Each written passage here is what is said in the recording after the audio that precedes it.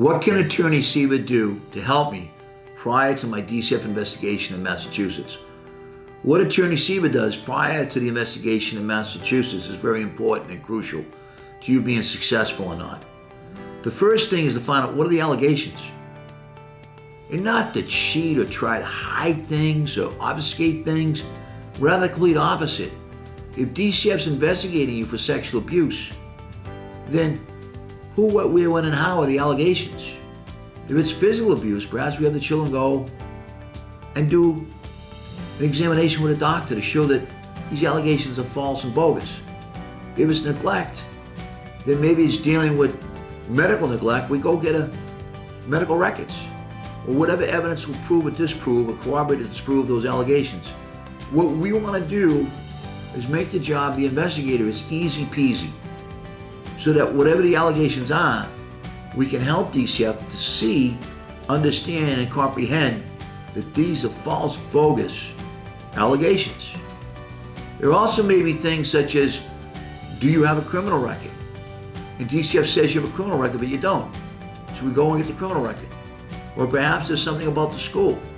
We get the school records. Or perhaps there's something that needs to be done regarding your driving record, or some other records that are out there that need to be gathered, given to DCF to disprove what's being said. Rather than fight with DCF, you aid them in their investigation. And during the prior to the investigation, we get together all the information as well as what witnesses should DCF speak to. For example, recently I had a client that he had a child that was 4 years old. When the child was younger, he would visit with the child.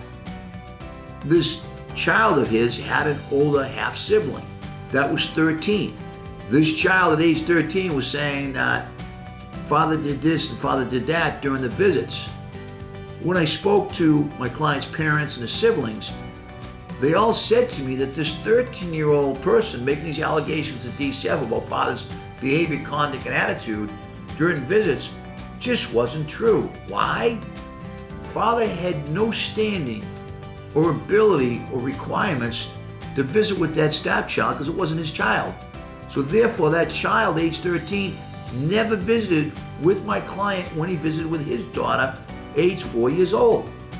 So the story about a 13-year-old was bogus and false, and whatever she was saying because she was being put up to it by another party in probate and family court to get leverage over the father. This was an easy thing to discredit. So what do? We give the names of the parents and the siblings and all the family members that knew the father to the investigator, and also had those family members call the investigator to tell that investigator, this is not a factual statement, and this is what happened, this is what went on, and that this child is making these allegations that are bogus and false never happened because she was never at the visitation and therefore never viewed anything regarding what she's saying she said she saw. And it's that simple. At least it should be.